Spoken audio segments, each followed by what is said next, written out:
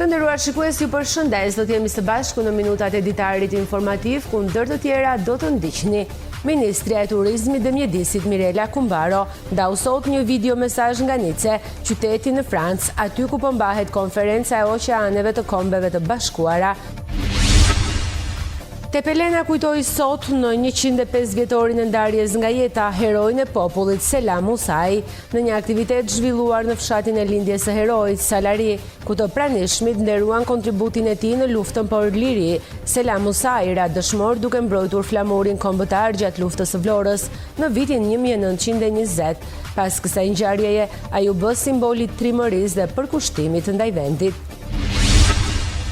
Ishte viti 2012 kur vëllezërit Musai nga Saranda, pas 2 dekadash në emigrim në Gjermani, vendosën të kthehen në vendin e tyre për të investuar në njësi shërbimi. Ata sollën në këtë qytet bregdetar, jo vetëm kulinarin gjermane, por edhe profesionist të turizmit gjerman. Nëpërmjet, tradita e përgatitjes së glikosa arrës është ruajtur me fanatizëm brez pas brezi. Kjo ëmbëlsirë e rrallë kërkon përkushtim, mjeshtëri dhe një proces të gjatë përgatitjeje, që e bën atë një nga produktet më të çmuara të kuzhinës tradicionale përmetare. Ju njohim tani më gjerësisht. Ministria e Turizmit dhe Mjedisit Mirela Kumbaro ndau sot një video mesazh nga Nice, qyteti në Francë, ku po mbahet konferenca e oqeaneve të Kombeve të Bashkuara. Kumbaro tha se Shqipëria nuk prezantohet vetëm në nivel pjesëmarrjeje në këtë aktivitet të rëndësishëm, por bëhet pjesë e konventës për të drejtat e detit dhe oqeaneve, duke firmosur angazhimin e saj në qeverisjen, përdorimin e qëndrueshëm dhe mbrojtjen e biodiversitetit detar krah 60 shteteve të tjera të botës.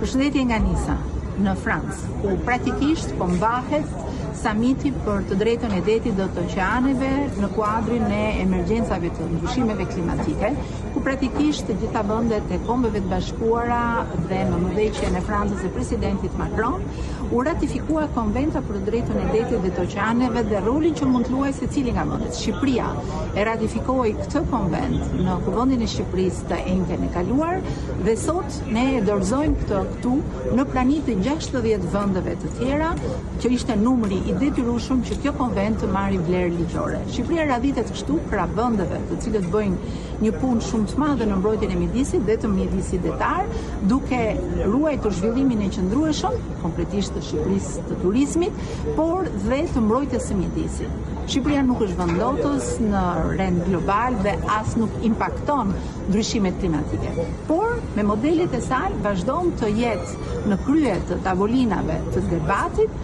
që nga lumi i egër i fundit në Europë, Vjosa, tashmë park kombëtar me 480 km vijë lumore, deri tek shtimi i sipërfaqeve të zonave të mbrojtura, por edhe tek gjetja e një ekuilibri të drejtë midis zhvillimit të qëndrueshëm të turizmit, ekonomisë lokale të agroturizmit dhe mbrojtjes së mjedisit.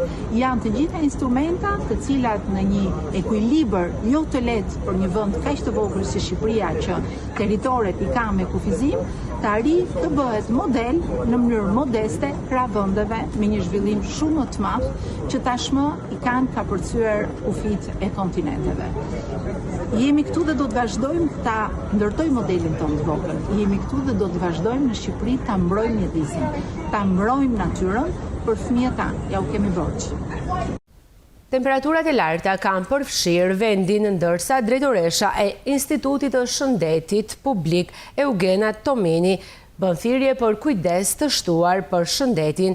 Në një video të publikuar nga Ministria e Shëndetësisë Albana Koçiu, Tomini thotë se kjo stin sjell çrregullime të ndryshme të organizmit, teksa jep këshilla të vlerëshme se si të ruhemi në këto ditë të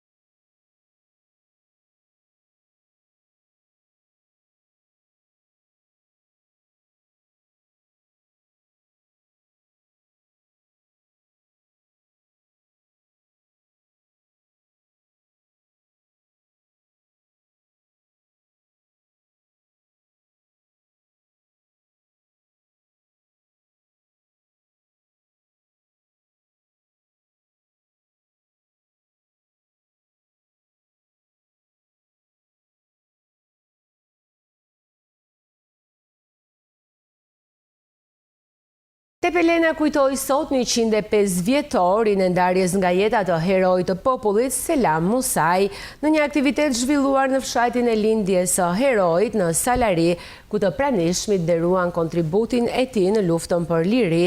Selam Musaj ra dëshmor duke mbrojtur flamurin kombëtar gjatë luftës së Vlorës në vitin 1920.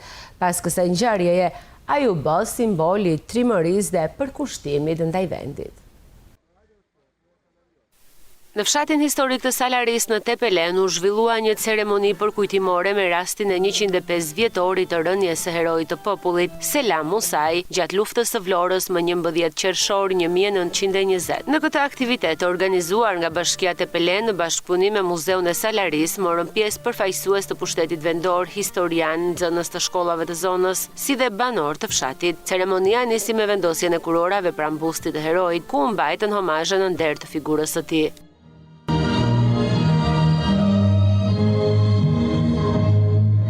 Salaria sot nuk është vetëm i thjesht një vend në hartë. Salaria sot është zemra e Shqipërisë, sepse këtu ka lindur një hero dhe këtu rron për jetë kujtimi i tij. Ne kemi një detyrë, të ruajmë kujtimin e tij. Jo me fjalë, por me vepra, në qytetari, në dashurim për vendin. Në emër të Bashkisë Tepelen, qytetarëve që unë përfaqësoj, përkulem me nderim për veprën e pavdekshme të heroit të popullit Selam Musaj. Lavdi të përjetshme heroit ton. Lavdi Shqipërisë që kujton dhe përkujton bitë vet. Selam Musaj nuk luftoi në luftën e Vlorës. Selam Musaj luftoi kundër çdo pushtuesi. Salariotët të cilët luftuan kundër çdo pushtuesi. Kurveleshi, Labëria dhe gjithë shqiptarët, ata të cilët morën rokën e armët, luftuan kundër çdo pushtuesi. Kundër osmanëve, më pas kundër grekëve, në fund kundër italianëve. Dhe 105 vite më parë ne kemi kulmin e kësaj betejë, sepse lufta e Vlorës është momenti kyç ku Shqipëria mbijetoi në kufit që kemi sot, të cilat janë dhe kufit pa drejta, mirë po mbijetoi pikërisht identiteti ynë kombëtar. Fëmijët tanë, niprit, mbesat tona, duhet të ulen e të përkujtojnë lavdin e këtyre burrave, atyre grave që kanë dhënë jetën për pavarësinë e Shqipërisë, për lirinë e Shqipërisë, për çlirimin e Shqipërisë. Po Labëria ka pasur një gjë të mirë, ka pasur këngën labe që është institucion. Pra, këngën labe s'është një klarinet, është institucion. Që u këndohet atyre që e meritojnë dhe veçoria e Selamit ton, për mua e para është që është i vetmi hero që ka 20 këngë labe sa ishte i gjallë, para vdekjes. Kjo është veçori e veçantë, që lebrit të këndoj kollaj, po të kënduan, ajo është institucion, është e barabartë me i roman, me i monografi. Kujtimi i Selam Musajt ruhet në shtëpinë e tij të kthyer në muze përmes dokumenteve, fotografive dhe objekteve personale që rrëfejnë jetën dhe aktin e tij heroik. Morëm angazhim të gjithë bashkë me krye gramosruqin me që Selam Musaj nuk la djem, nuk kishte pasardhë që ta bëjnë shtëpi dhe morëm vendim si fshat me krye gramozin që t'i bënim shtëpi Selam Musaj dhe i bëm përsëri nga e para shtëpitë edhe me të gjitha çka kishte. Sot ai është një muze që nuk ka më në Labrisi, ai është i vetmi i llojit të tillë që përfaqëson dy luftra të rëndësishme të Labrisë. Luftën e vitit 1914 kundër grekëve dhe luftën e vitit 1920 kundër italianëve Vlorë. Kjo është historia e shtëpisë muze, është e vizitueshme, është interesante sepse vijnë breziri që nuk ka lidhje me Salarin, që nuk ka lidhje me Labrin, dhe ndihen krenar që me tërmend dhe Shqipëria ka gjëra të tilla që ata thonë bota nuk i ka. E ne kemi gjithë këto gjëra, e filmojnë, do mburre mirë, do në shenkret që ta japin andej ma thanë, ta përcjellin që ne jemi vend me histori. 105 vite pas rënies së tij, kujtimi i Selam Musajt vijon të jetojë i gjallë në zemrën e komunitetit që e lindi dhe përcolli drejt pavdekësisë në Salari, aty ku historia flet me zë të fortë. Njëherëzi përkujtohet edhe mesazhi që ai la pas, se liria nuk durohet, por fitohet me guxim, sakrificë dhe dashuri për atë dheun. Ishte viti 2012 kur vëllezrit Musa nga Saranda pas 2 dekadash në emigrim në Gjermani vendosën të kthehen në vendin e tyre për të investuar në një njësi shërbimi. Ata sollën në këtë qytet bregdetar jo vetëm kulinarin gjermane, por edhe profesionist të turizmit gjerman. Të motivuar nga ideja se Shqipëria ka të ardhme pas 21 vitesh punë në shitën 2 restorantet e tyre në Gjermani dhe blen një strukturë shërbimi bus shëtitores në Sarand. Kjo ndodhi në vitin 2012 me vëllezrit Vladimir e Kastriot Musej. Restoranti i tyre identifikohet si stacioni gjermanëve, por në sallat e tij fliten të gjitha gjuhët dhe ofrohet menu mesletare. Biznesi filloi nga familja, ku formatimi sipas punës nuk ishte një gjele.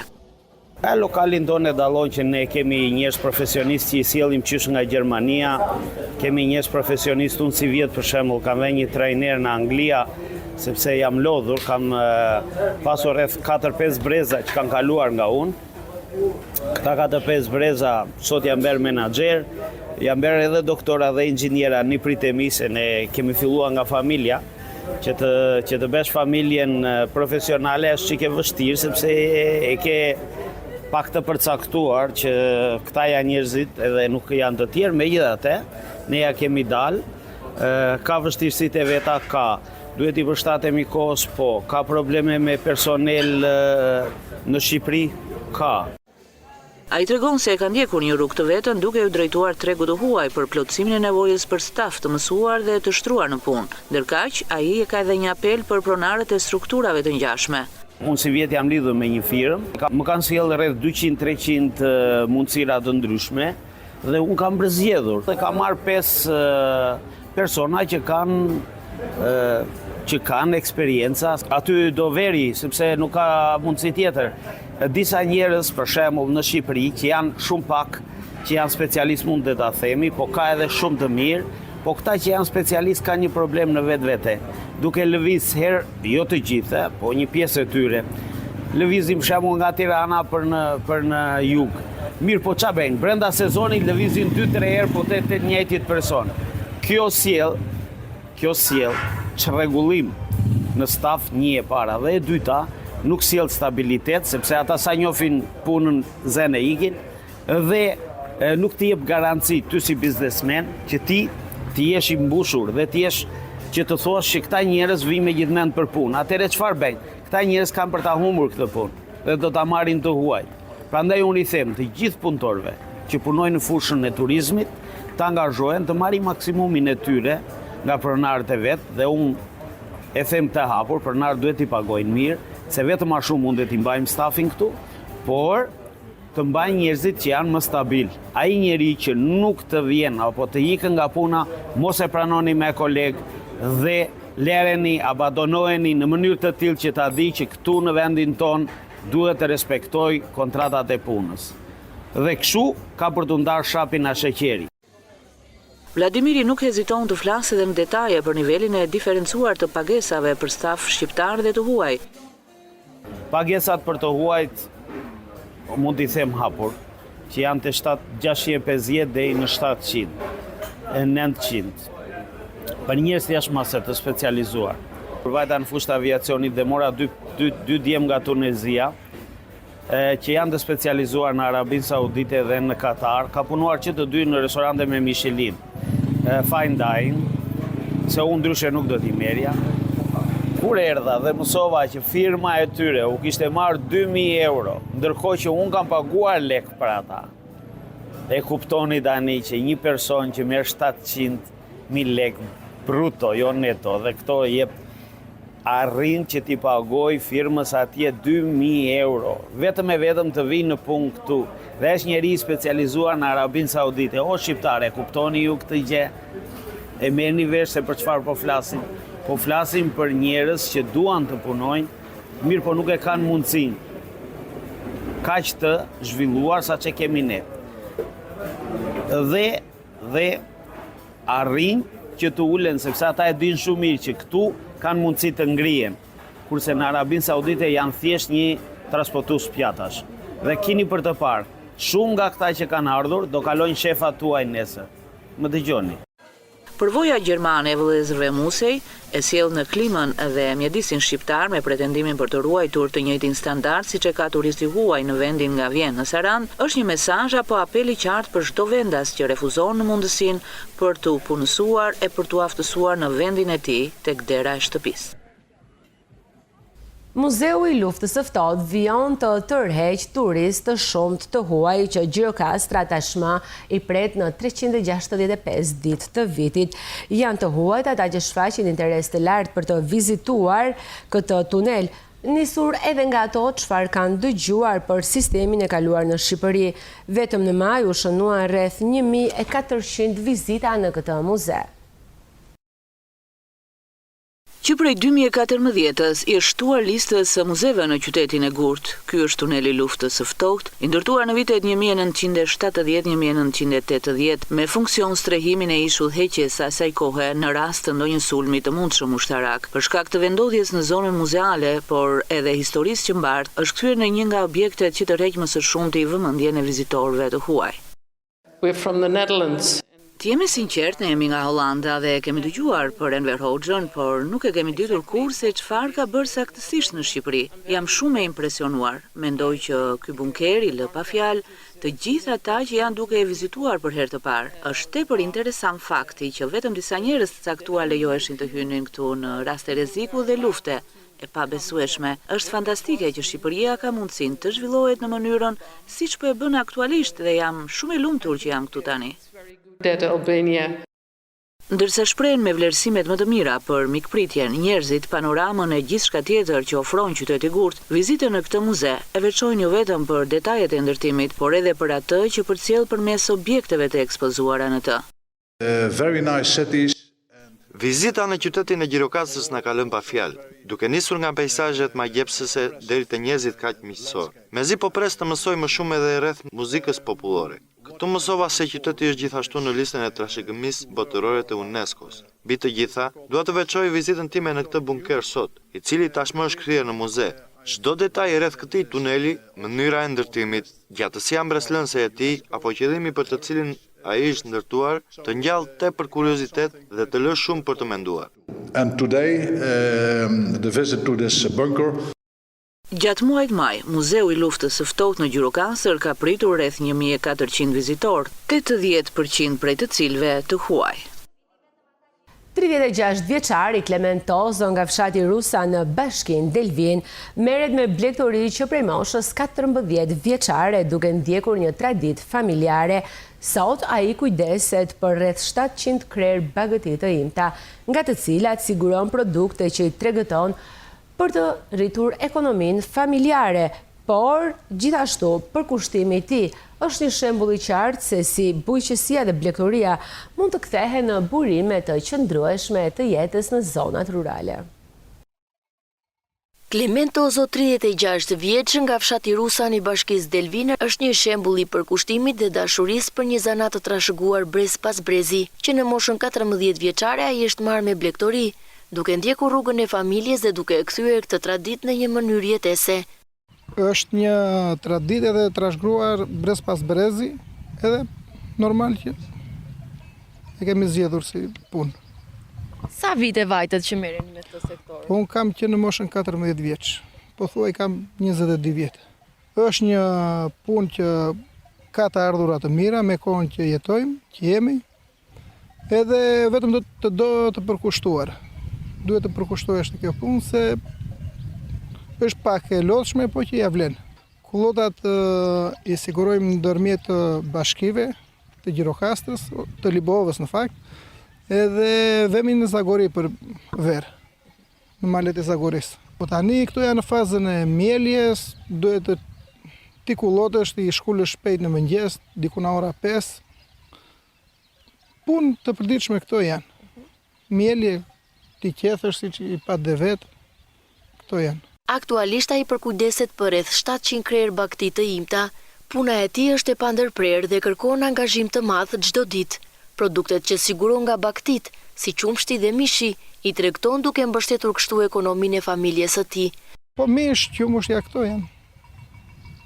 Vetëm mishin dhe qumshtin? Po, këto. Ku i tregtoni? Po në për firma. Ka Baxho, ka kështu përmish territore që vinë atyra na i marrin. Ka kërkesa? Po, ka shumë. Mendimin tim është pika e parë blegtoria në turizëm.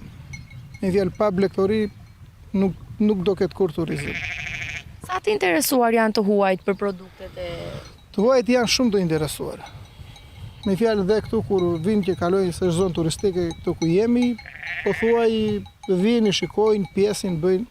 Në një kohë kur shumë të rinj largohen nga zonat rurale, blegtori 36 vjeçar ka zgjedhur të qëndrojë në fshat dhe të investojnë në zanatin që njeh më mirë, blegtorin. Nëpërmjet tradita e përgatitjes së glikos së arës është ruajtur me fanatizëm brez pas brezi. Kjo ëmbëlsirë e rrallë kërkon përkushtim, mjeshtëri dhe një proces të gjatë përgatitjeje që bën atë një nga produktet më të çmuara të kuzhinës tradicionale përmetare. Në zonën e Përmetit, përgatitja e glikos së arës mbetet një nga traditat më të ruajtura dhe të çmuara të kuzhinës vendase. Ky proces kërkon shumë kujdes dhe durim, pasi konsiderohet ndër më të vështirët për të realizuar. Neve sa filluam glikon e arës. Sot e solli fermeri, ku kjo arë është arë e vjetër, është arë shekullore, ku mlidhet në formale dhe nuk është arë e kultivuar, vetëm arë e vjetër bëhet gliko. Procesi më i vështirë dhe më i lodhur është i arës. Sidomos prerje në pjesa ku i futet bajame, duhet ta presim sa më bukur që kur i futet dhe pjesën e bajames ka lezetin e saj ara. Ne presim, e shpojmë gjyrpyr dhe e hedhim në ujë dhe lëm afro 13 ditë që t'i dali hidërimi, sepse kjo ka një hidërim e konsideroj arën si një proces shumë të lodhshëm, po dhe shumë i kërkuar. Flasim në anën e bërjes arës, sepse duhet ta dish si ta bësh, edhe prodhojmë për shembull 20 kuintal arë në vit. Nëse neve, ky 20 kuintal që si vjet, ecën, ne jemi duke u rritur. Flasim për vitet që vijnë. Ne kemi arritur që kemi edhe 15 vjet për shembull, si vjet është kërkesa më e madhe, sepse po hapen bujtina. Me rritjen e turizmit në zonën e Përmetit është shtuar edhe kërkesa për produkte tradicionale. Punishtet lokale janë detyruar të rrisin kapacitetin për të përballuar kërkesat, duke u kthyer në burim punësimi për shumë gra të zonës. Dhe ne në sezonin e arës marrim punëtor sepse ka shumë proces. Dhe një grua më të qëroj në ditë për shumë fjallë 8-9 kg, se më shumë nuk arrin dot, sepse do ta marri shumë holl, se qërimi i jep atë lezetin e arës. Por ne si gra që përmetare që kemi pasur dhe traditë, se kjo glikoja ka qenë tradita e Përmetit, jemi munduar, kemi ardhur, vim këtu që punojmë, është e vështirë, se është edhe mosha, që edhe unë kam dhe një mosh pak më të kaluar, po e kemi dhe si tradite, nuk rrim dot në shtëpi dhe do më dhvim të punojmë. Çdo gliko ka vështirësinë dhe lehtësinë e saj. Pak më e vështirë është glikoja e arës, po këtu ne prodhojmë shalkinin, portokallin, limonin, arën, fikun e egër, domaten, po që nuk janë dhe shumë të vështira. Në Përmet, tradita nuk është vetëm pjesës së kaluarës, por edhe një mënyrë për të ndërtuar të ardhmen. Glikoja e arës mbetet simboli kujdesit dhe dashurisë për kulinarin tradicionale. Skulptori sarandiot Ilirian Dajlani ka nisur restaurimin e skulpturave të cilat ndodhen në brendësi të shatërvanit historik të qytetit bregdetar, që paraqet imazhe peshku dhe guackash. Ky objekt ndodhet në këtë vend që prej vitit 80, pra bus shëtitores në infrashri, duke shërbyer jo vetëm si vend takim, por edhe për pamje të stampuara në aparate fotografike. Fuça dhe Peneli Holli, skulptorit sarandiot Ilirian Dajlani, është ndalur së fundmi në kurimin e skulpturës historike, që paraqet imazhe peshku dhe vondolash. Ajo ndodhet prej vitit 80, buzë shëtitores në infrashri e brenda shkruar në elipsin e një shatërvani. Për shkak të kohës së gjatë pa restaurim ka pësuar dëmtime dhe kjo ka hyrë në vëmendjen e skulptorit. Ka bërë les koligu, një nga kolegët tanë i respektuar, po koha bëri punën e saj. Viteve 80, E hoqën peshkun dhe vendosën këtë. Kjo është një përbërje, një kompleks i tërë, të alternuara të gjitha me njëra tjetrën, po kështu siç ishte bërë, s'kisha asnjë vlerë. Kurse tani kjo do marrë një formë të bukur, do freskohet, e do të japë disa ngjyra të qeta deti, që të ndihet mirë dhe ambienti. Dalani thot se ky kompleks skulpturor është në trajta klasike të derdhjes në beton që Saranda e pranon, por që nga dëmtimi ka humbur çdo vlerë. Punimet në beton kanë qenë nga punimet klasike që janë përdorur, sepse ishte më thjeshtë dhe më bukur. Saranda ka një veti që e pranon betonin, pavarësisht se kripa bën punën e saj, po atëherë ishin kushtet e tilla që ishin shumë të bukura. Edhe krijimet kanë qenë të gjitha serioze, sepse shkollat tona, Instituti i Lartë të Arteve, ishte një fidanishte ku jepnin mësim gjithë profesorët e shkëlqyer. Pranë skulpturës së Shatërvanit historik, Iliran Dalani ka instaluar këtë verë tezgën e suvenireve me punët prej mermeri që realizon, dhe kjo e ka nxitur edhe më shumë për ta rehabilituar atë, por në këtë nismë e ka nxitur edhe më shumë dëshira për të dhënë e për të lënë brezave diçka të bërë me dashuri për qytetin. Ka mbetur vetëm Shatërvani për të rregulluar, sepse ishte e fundit, me që unë po punoj këtu afër dhe kam detyrim moral ta mbaroj. Po t'i bëj një lyje, një freskim. Kjo është një përbërje, një kompleks i tërë, të alternuara të gjitha me njëra tjetrën, po kështu siç ishte bërë, s'kisha asnjë vlerë. Kurse tani kjo do marrë një formë të bukur, do freskohet, e do të japë disa ngjyra të qeta deti, që të ndihet mirë dhe ambienti. Se vinë fëmijët, ulen, bëjnë çifte, bëjnë foto, është një pikë takimi këtu. Shatërvani historik me skulpturën me peshqe guaska që shfaqen me vlerat e një vepre arti, në të gjitha kohrat ka qenë vend për shkrepje fotografish apo për selfie sot dhe shpesh si pikë takimi mes njerëzve.